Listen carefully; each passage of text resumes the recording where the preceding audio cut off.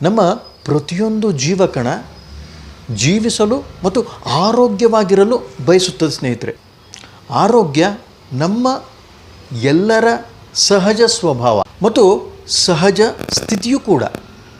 ನಮ್ಮ ಪ್ರತಿಯೊಂದು ಜೀವಕಣ ರೋಗ ಮತ್ತು ಸಾವನ್ನು ಬಯಸುವುದಿಲ್ಲ ಮತ್ತು ಅನಂತ ಆಯುಷ್ಯನ್ನು ಹೊಂದುವಂತಹ ಒಂದು ಶಕ್ತಿ ಪ್ರತಿಯೊಂದು ಜೀವಕಣಕ್ಕೆ ನಮ್ಮ ದೇಹದಲ್ಲಿ ಇರುತ್ತೆ ಸ್ನೇಹಿತರೆ.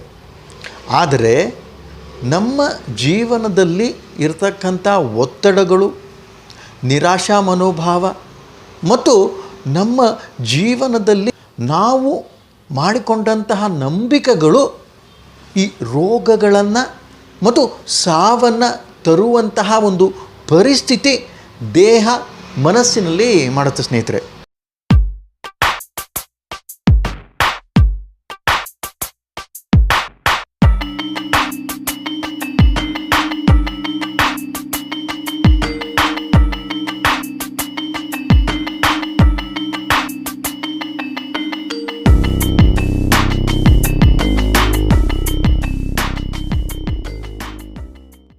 ಸೊ ಹೀಗಾಗಿ ನಾವು ದೀರ್ಘಾಯು ಆಗಬೇಕು, ನಾವು ನಿರೋಗಿಯಾಗಿ ಇರಬೇಕು, ಆರೋಗ್ಯವಂತಾಗಿರಬೇಕು ಅಂತ ಹೇಳಿದರೆ ನಾವು ಸಹಜ ಜೀವನವನ್ನು ನಡೆಸಬೇಕಾಗುತ್ತೆ ಸ್ನೇಹಿತರೆ. ಪ್ರಾಕೃತಿಕವಾದ ಸಹಜ ಜೀವನ ದೀರ್ಘಾಯುಷ್ಯನ್ನು ತಂದುಕೊಡುತ್ತೆ ಅಂತ ನನಗೆ ತಿಳಿಸ್ತಾ ಇದ್ದೀನಿ ಸ್ನೇಹಿತರೆ.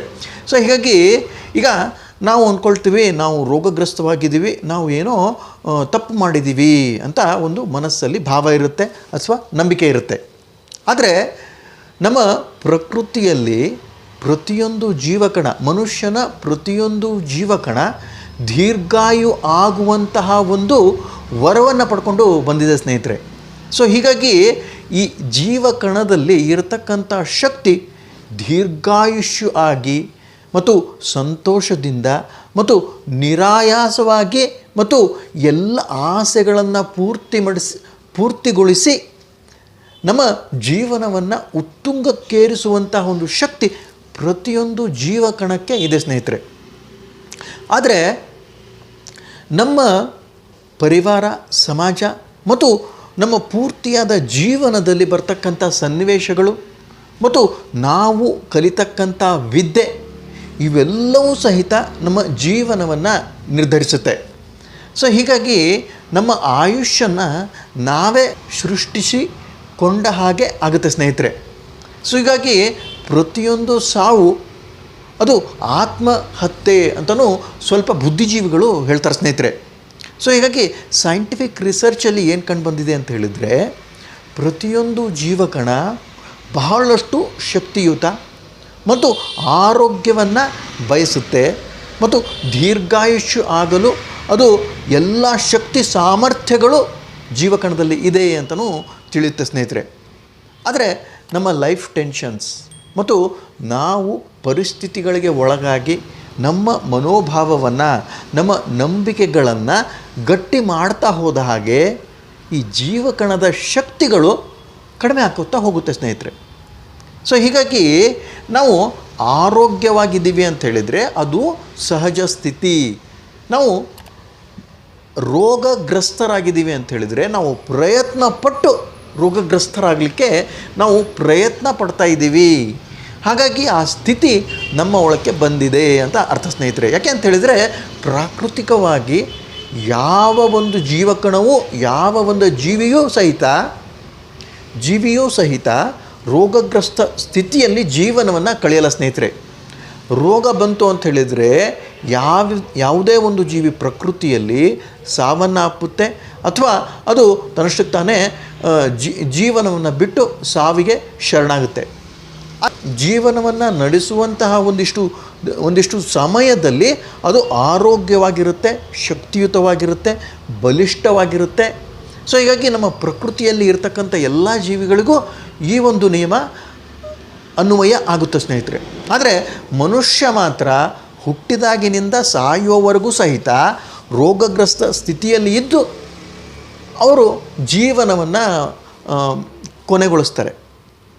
ಇದು ನಮ್ಮ ಮಾನಸಿಕ ದೌರ್ಬಲ್ಯವೂ ಹೌದು ಅಂತ ಸೈಂಟಿಫಿಕ್ ರಿಸರ್ಚಲ್ಲಿ ಕಂಡುಬಂದಿದೆ ಸ್ನೇಹಿತರೆ.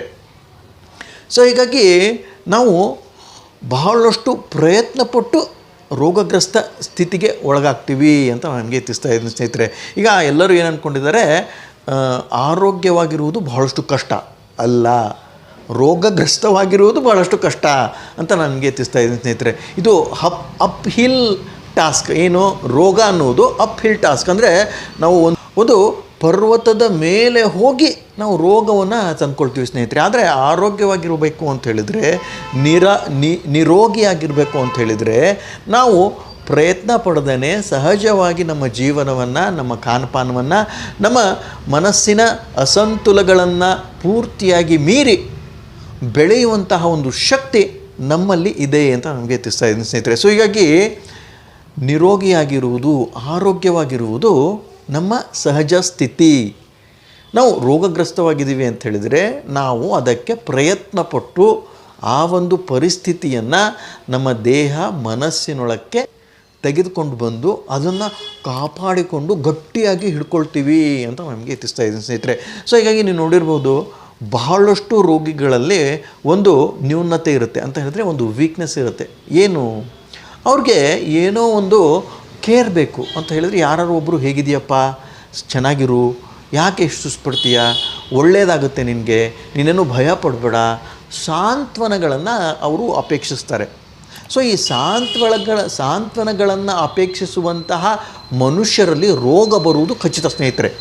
ಯಾಕೆ ಅಂತ ಹೇಳಿದರೆ, ಅವರು ಸೆಲ್ಫ್ ಸಸ್ಟೇನಿಂಗ್, ಅವರ ಒಂದು ವ್ಯಕ್ತಿ ಚಿತ್ರ ಬಹಳಷ್ಟು ಸಣ್ಣದಾಗಿರುತ್ತೆ ಅಥವಾ ಚಿಕ್ಕದಾಗಿರುತ್ತೆ ಸ್ನೇಹಿತರೆ.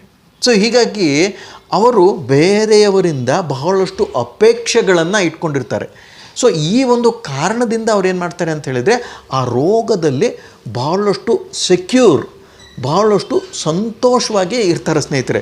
ಸೊ ಈಗ ನಾನು ಹೇಳೋದು ಒಂದಿಷ್ಟು ಅಸಮಂಜಸನೂ ಅನಿಸ್ಬೋದು ಅಥವಾ ವಿಚಿತ್ರನೂ ಅನಿಸ್ಬೋದು ಸ್ನೇಹಿತರೆ. ಏನು ಅಂತ ಹೇಳಿದರೆ, ರೋಗಿಗಳಿಗೆ ರೋಗವನ್ನು ಬಿಡಿಸ್ತೀವಿ ಅಂತ ಯಾರು ಬಂದು ಬಹಳಷ್ಟು ಕಾನ್ಫಿಡೆನ್ಸಿಂದ, ಬಹಳಷ್ಟು ಒಂದು ಶಕ್ತಿಯಿಂದ ಹೇಳಿಬಿಟ್ರು ಅಂತ ಹೇಳಿದರೆ, ಆ ಒಂದು ವ್ಯಕ್ತಿಯ ಹತ್ರ ಹೋಗೋದೇ ಇಲ್ಲ ಅವರು. ಯಾಕೆ? ಅವರಿಗೆ ರೋಗದಿಂದ ಒಂದಿಷ್ಟು ಗೇನ್ಸ್ ಇರುತ್ತೆ, ಒಂದಿಷ್ಟು ಪೇನ್ಸ್ ಇರುತ್ತೆ. ಆ ಪೇನ್ಸನ್ನು ತಡ್ಕೊಂಬಿಟ್ಟು ಆ ಗೇನ್ಸ್ ಏನಿರುತ್ತೆ, ಆ ಒಂದು ರೋಗದಿಂದ ಬರ್ತಕ್ಕಂಥ ತೃಪ್ತಿ, ಆ ಒಂದು ರೋಗದಿಂದ ಬರ್ತಕ್ಕಂಥ ಸಾಂತ್ವನಗಳಿಗೆ ಅವರು ಶರಣಾಗಿ ರೋಗವನ್ನು ಇರಲಿ, ಅದು ಒಳ್ಳೆಯದೇ ಅಂತ ಅವ್ರು ತಿಳ್ಕೊಂಡಿರ್ತಾರೆ ಸ್ನೇಹಿತರೆ. ಈಗ ನನ್ನ ಹತ್ರ ಭಾಳಷ್ಟು ಪೇಷಂಟ್ಸ್ ಬರ್ತಾರೆ, ನಾನು ಹೇಳ್ತೀನಿ 100% ಗ್ಯಾರಂಟಿ ಕಣಯ್ಯ ಹೋಗುತ್ತೆ ಅಂತ. ಅವ್ರಿಗೆ ಅನುಮಾನ ಆಗುತ್ತೆ, ಅಯ್ಯೋ ಈ ರೋಗ ಹೋಗ್ಬಿಟ್ರೆ ಹೇಗೆ, ನಾನು ಮನೆಯಲ್ಲಿ ಎಂಥ ಚೆನ್ನಾಗಿದ್ದೆ, ಎಲ್ಲರೂ ನನ್ನ ಮಗ, ಮಗಳು, ಹೆಂಡ್ತಿ ಎಲ್ಲರೂ ಬಂದ್ಬಿಟ್ಟು ನನ್ನ ಏನಾಗಿದೆಯಪ್ಪ, ಹೇಗಿದೆಯಾ, ಸ್ವಲ್ಪ ಹುಷಾರಾಗಿರು, ಮೆಡಿಸಿನ್ ತಗೋ, ಡಾಕ್ಟ್ರ್ ಹತ್ರ ಹೋಗೋಣ, ಕರ್ಕೊಂಡು ಹೋಗ್ಬೇಕಾ ನಿನಗೆ ಅನ್ನುವ ಒಂದು ಸಾಂತ್ವನಗಳನ್ನು, ಒಂದು ಸೆಕ್ಯೂರಿಟಿಯನ್ನು ಕೊಡ್ತಾ ಇರ್ತಾರೆ. ಈಗ ನಾನು ರೋಗವನ್ನು ಪೂರ್ತಿಯಾಗಿ ಗುಣ ಮಾಡಿಬಿಡ್ತೀನಿ ಅಂತ ಹೇಳಿಬಿಟ್ರೆ, ಆ ರೋಗ ಹೋಯಿತು ಅಂತ ಹೇಳಿದರೆ ಆವಾಗ ಮಗ ಆಯಿತು, ಮಗಳಾಯಿತು, ಹೆಂಡ್ತಿ ಆಯಿತು, ಏನ್ರಿ ಆಗಿದೆ ನಿಮಗೆ, ಎಲ್ಲ ಚೆನ್ನಾಗಿದೆ ಹೋಗಿ ಅಂತಂದು ಅವರು ಕೇರನ್ನು ಮಾಡಲ್ಲ. ಸೊ ಹೀಗಾಗಿ ಅವರು ಆ ರೋಗವನ್ನು ಗಟ್ಟಿಯಾಗಿ ಹಿಡ್ಕೊಳ್ಳಿಕ್ಕೆ ಪ್ರಯತ್ನ ಪಡ್ತಾರೆ ರೋಗಿಗಳು, ಹೊರತು ರೋಗವನ್ನು ಬಿಟ್ಟು ಬೆಳೆದು ಬರುವಂತಹ ಪ್ರಯತ್ನ ಮಾಡೋದೇ ಇಲ್ಲ ಅಂತ ನನ್ನ ಒಂದು ಅನಿಸಿಕೆ ಸ್ನೇಹಿತರೆ. ಇದು ಸೈಕಾಲಜಿಯಲ್ಲೂ ಸಹಿತ ಇದೇ ಒಂದು ಪ್ರೂವ್ ಆಗಿದೆ. ಏನು ಅಂತ ಹೇಳಿದರೆ, ಮನುಷ್ಯನಿಗೆ 4 ಮುಖ್ಯವಾದ ನೀಡ್ಸ್ ಇರುತ್ತೆ ಅಂತ ಹೇಳಿದರೆ, ಅವಶ್ಯಕತೆಗಳು ಇರುತ್ತೆ ಸ್ನೇಹಿತರೆ. ಇಷ್ಟು ಹೇಳ್ತಾ, ನಿಮ್ಗೇನಾದ್ರು ಪ್ರಶ್ನೆಗಳಿತ್ತು ಅಂತ ಹೇಳಿದರೆ ಕಾಮೆಂಟ್ ಸೆಕ್ಷನಲ್ಲಿ ಹಾಕಿ ಅಂತ ಹೇಳ್ತಾ, ಈ ಒಂದು ವಿಡಿಯೋ ನಿಮ್ಗೇನಾದ್ರು ಲೈಕ್ ಆಯಿತು ಅಂತ ಹೇಳಿದರೆ ನಮ್ಮ ಚಾನಲ್ ಲೈಕ್ ಮಾಡಿ, ಶೇರ್ ಮಾಡಿ, ಸಬ್ಸ್ಕ್ರೈಬ್ ಮಾಡಿ ಅಂತ ಹೇಳ್ತಾ ಈ 2 ಮಾತುಗಳನ್ನ ಮುಗಿಸ್ತೀನಿ ಸ್ನೇಹಿತರೆ. ನಮಸ್ಕಾರ, ಧನ್ಯವಾದಗಳು.